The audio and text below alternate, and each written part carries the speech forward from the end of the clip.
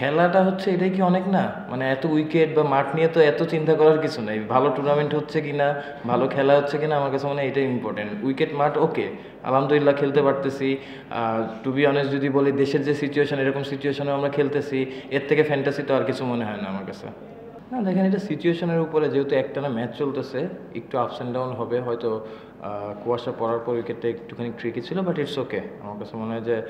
চেষ্টা করতেছে ভালো উইকেট যেমন দুপুরের ম্যাচে অনেক ভালো উইকেট ছিল গতকালকেও ভালো ছিল আজকেও ইভেনচুয়ালি একটু থামতেছিল but wicket was good power hitting বা এগুলো নিয়ে কোনো কিছু না টিম আমার কাছ থেকে যেটা চাচ্ছে ওইটা কতটুকু দিতে পারতেছে ওইটা ইম্পর্টেন্ট সো এখানে অন্য কিছু আসলে স্পেশালভাবে কোনো কিছু চিন্তা করার কোনো ওয়ে নাই আমার কাছে মনে হয় যে পেস বলার যারাই থাকে সবারই একটা সেট আপ থাকে কীভাবে নিজের মেনটেন করবে অ্যাট দ্য সেম টাইম আমার কাছে মনে হয় যে টিম ওর কাছ থেকে যেটা চাচ্ছে ও ওইটা ডেলিভার করার চেষ্টা করতেছে এবং ও খুব ভালো মতো জানে যে নিজের যত্ন কীভাবে নিজে নিতে হবে আর অবশ্যই বিসিবির থেকে আপনার ফিজিও ট্রেনার সবাই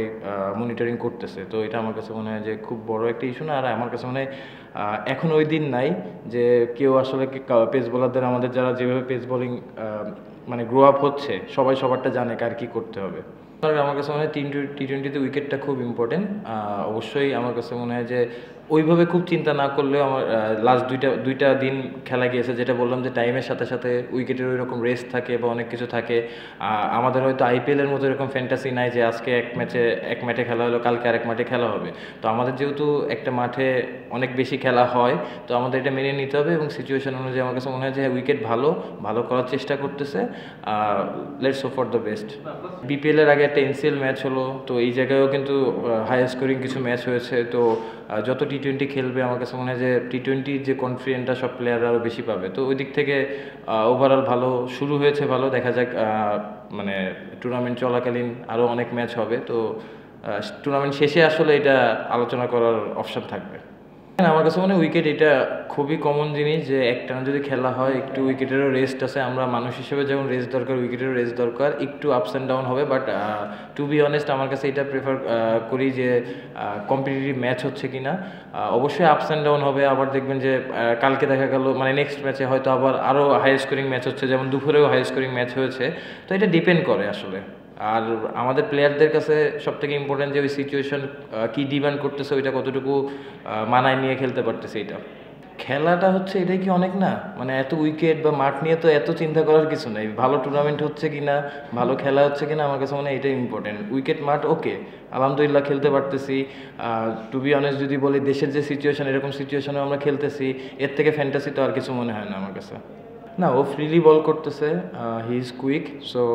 ওর মতোই করতেছে ওর যখন কোনো কিছু নিয়ে কনফিউশন থাকে আমার সাথে শেয়ার করে তো আমি ওই জিনিসটা করতেছি এবং আমার কাছে মনে হয় যে ও 100% দেওয়ার চেষ্টা করতেছে ভালো বোলিং করতেছে অবভিয়াসলি দুইটা ম্যাচ হলো তো আমরা অবশ্যই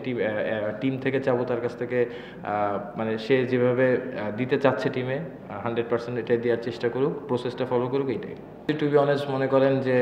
আজকে যদি খেলার সিচুয়েশন এরকমও থাকতো যে লাস্ট ওভারে 8-9 বা 10 রান থাকবে তো আমি মনে করতাম আমার টিমের সেরা বলার মেহেদি আমি ওরই বোলিং করাতাম সো এটা আসলে ডিপেন্ড করে অবশ্যই আমাদের টিমের